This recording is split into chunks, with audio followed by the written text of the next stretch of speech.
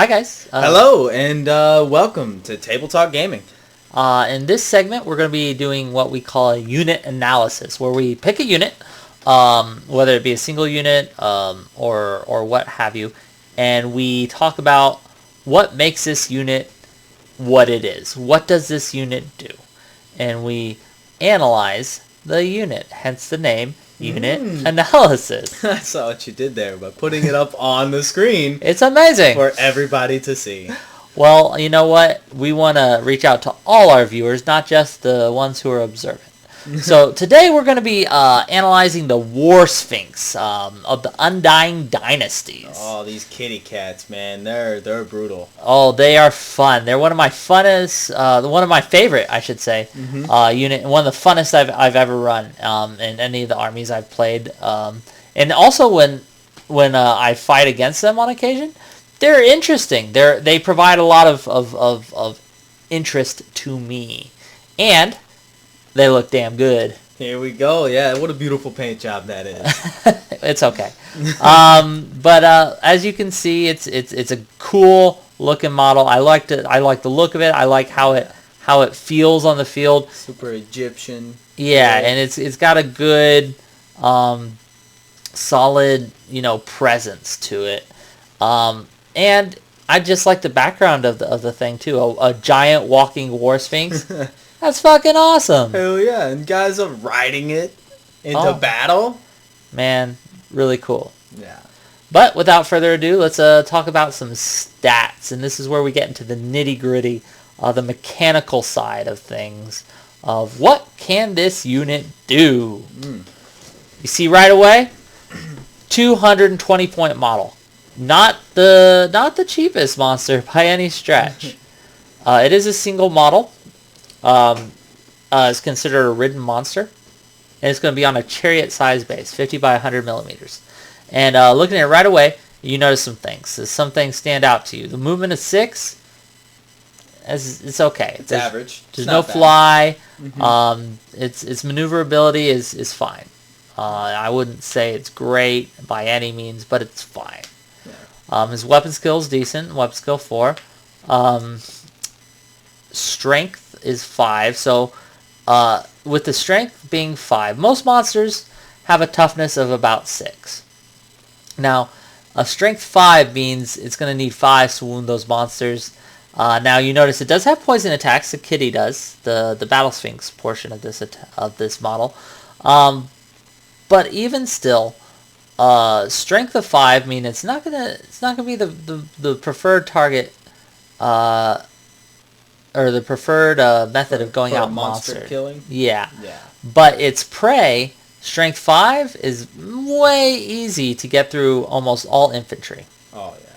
It has a -2 from the strength to the armor penetration, taking even a strength or even an armor save of 3 to a 5, which is huge.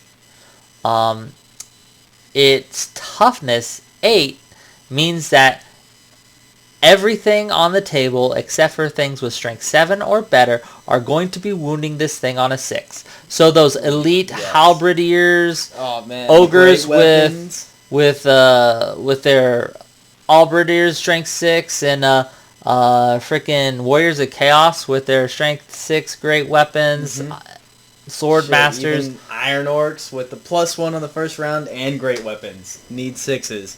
To hit this thing. This is where it earns its point value. It's a monster. It's a monster. No, I think Iron Orcs with great weapons are strength 7 on the first round of common, aren't they? Because of strength 4 base. Strength 4. Plus 2 from the +2. Yeah. Yeah, +2 from the great weapons. But either way, most things are wounding it on a 6, and not only that, but they have to wound it 5 times. It's tough to do. These things are walking tanks. They're really, really tough, really, really durable, and that's what makes the Sphinx what the Sphinx is. Its initiative is 1, so it's going last in most cases. And it doesn't have very many attacks by itself. Only strength 4, strength 5 attacks. So it's not bad. It's not bad.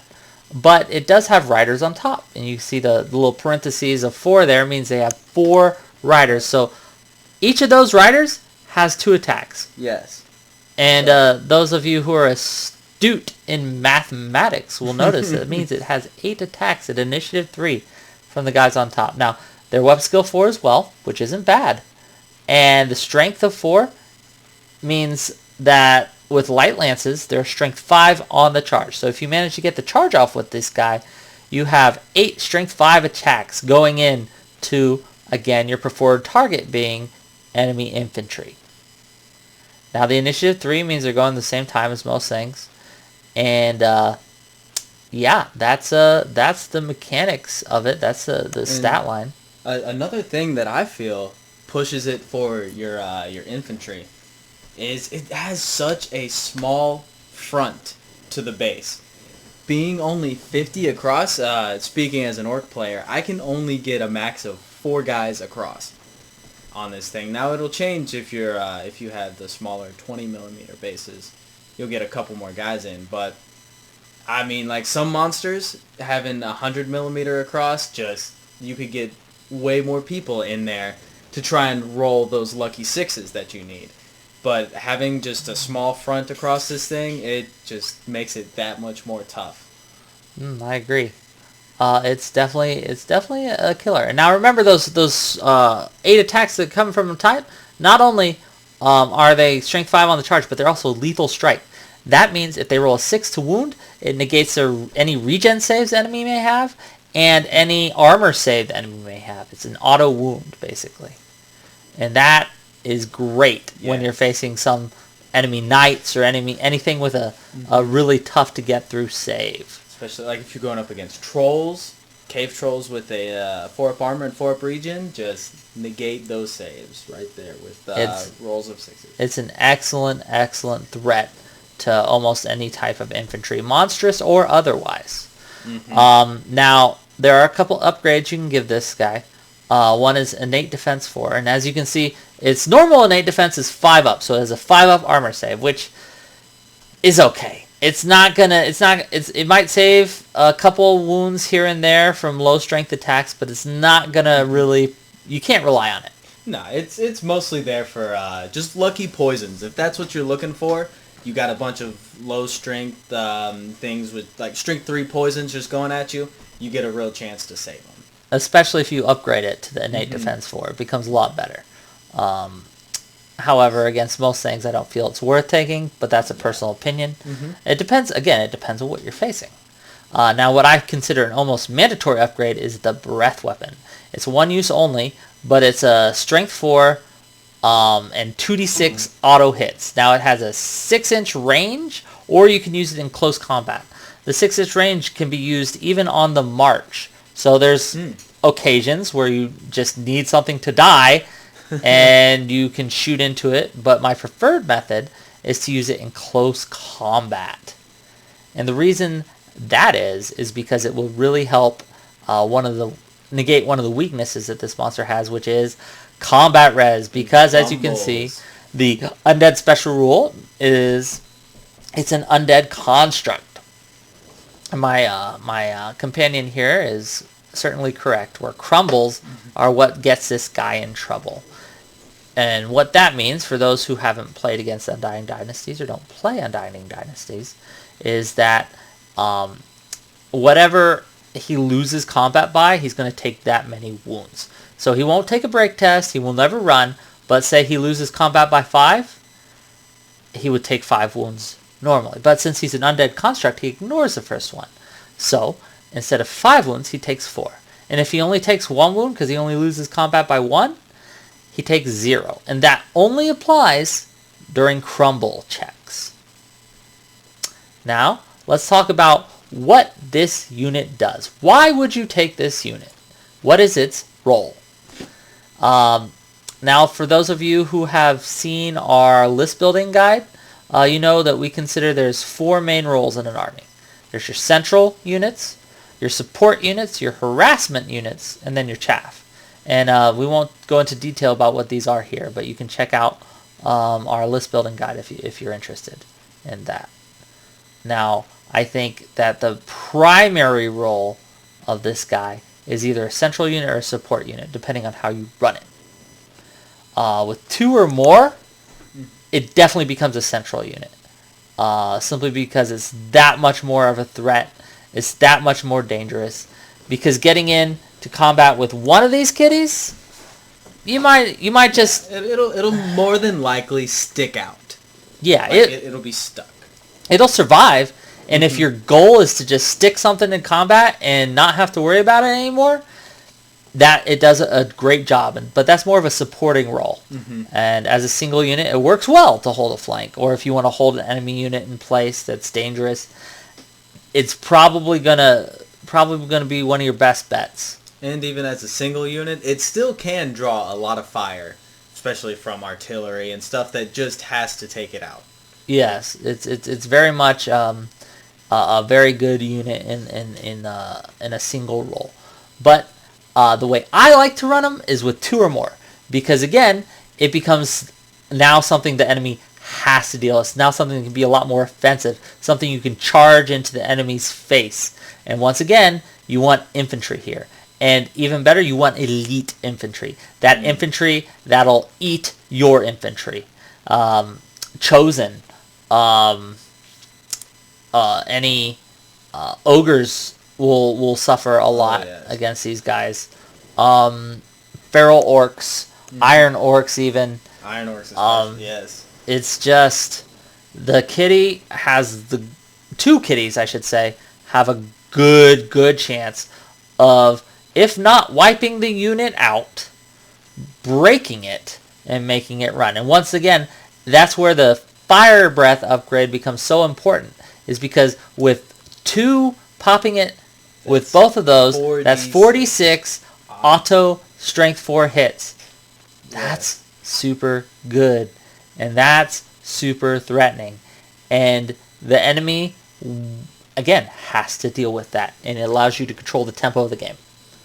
Now, what makes it good at what it does? Its toughness 8 is obvious. It won't die. And if someone just can't roll 6s, you know... Yup. I know those feels, man. It can do a lot of damage. It has 8 lethal strike attacks on top. 5 strength 5, 4 strength 5 poison attacks. A d6 stomp against infantry, and fire breath, so that 2d6 strength 4 auto hits. It's a relatively small footprint, so you're not going to take a lot of attacks back. Even in a horde formation with frenzy and paired weapons, you're getting maybe 20 attacks back at it, maybe 24. I believe so. Yeah, 20. Yeah, about that. With the champion or a general, it could be more. It could change, but yes, just normal infantry, 20 attacks. Okay, and just run the numbers on that. Say their weapon skill 4. They're hitting half of those. That's 10. Okay, that's 10 hits. Now you need maybe 6s 1 or 2 off of those 10s. 1 or 2. Oh man! And you can take that. You definitely can take that. And then you attack back, and you win combat. You break them. It's awesome. It's definitely what you're striving for, is to break the other units. Now, okay. So far we've talked about how to use this and what's good about it. But what if you're staring these guys in the face? What if you're on the other side of the table? 2 of these tanks rolling across the field. Well, how do you beat something like this? How do you deal with it? Man, their artillery is a fantastic way to go about this. Said this before, from turn 1, you could just be plinking attack, or not plinking, man, just walloping attacks. Happened in a battle the other day. I had a direct hit, rolled a 6 on the D3 wounds plus 1 because it's ordnance, and just bam, 4 wounds. It really puts a damper on these cats when you're just from across the table hitting them, and they don't get a chance to hit you back. It's true. And again, these kitties aren't the most quick unit on the battlefield. They have to be within 12 inches of the general to march, and they're only movement 6. They're not fly. They don't have swift stride. So they have to get a lot closer than a lot of other monsters and threats and do. They don't have fly, so that brings up another thing, is chaff. Get in their way. If you can throw attacks at them and then throw a unit in front of them, you'll be able to throw more to get more shots. Use that chaff to do what they do and delay the opponent to getting into you. Buy you time. It saves you. It earns you time. The proper use of chaff. Mm-hmm. Another threat against kitties is poison, because poison gets through toughness. It provides another chance for them to roll a 6. Mm-hmm. And then there's nothing that the kitty player can do to reduce that. So lizard men have a very easy time of it. Just get skinks and shoot them. Skaven have a lot of things. They got these poison thrower skirmisher units that can just lob stuff at it.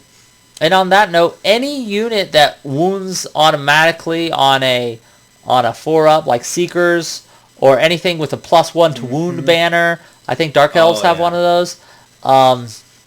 Anything that can get through that toughness and make it wound on anything other than a 6, like a 5 or a 6, even a 5 or a 6, really reduces the effectiveness of the kitty. He relies so much on that toughness 8. Anything that reduces that and can get through that is a very big threat. Also, massive attacks. Yeah, you need 6s, but if you're shooting at him with 30 shots, you're going to get a couple. He's going to fail a couple saves. And he only has 5 wounds, so you can plink him down. Mm-hmm. Which, if you know that's what you're going up against, a lot of, like we said, low strength shots coming at you, that innate defensive 4 might be worth the points. Indeed. It's all about knowing your meta, knowing what's going on in your if you're going to a tournament, knowing what the other people are going to bring. That's really important, or are more likely to bring. Obviously, you can't see what they're building until you build your own, but you got to sit down and really think about it. And that's the kitty. He's a great unit. He performs his role as a central or a support unit very well. There are threats, but you can mitigate those threats against him. And if you're facing him, all is not lost. Again, artillery, poison, massive attacks. Or, if all else fails, you can chaff him up. He's slow. Mm-hmm. Just separate him from the herd. Keep him away from his general, and he's only moving 6 inches down the field at a time. Anything else, man? I think that's about it. Well, hey, guys. Thanks for joining us, and see you next time. Subscribe. Watch the rest of our videos.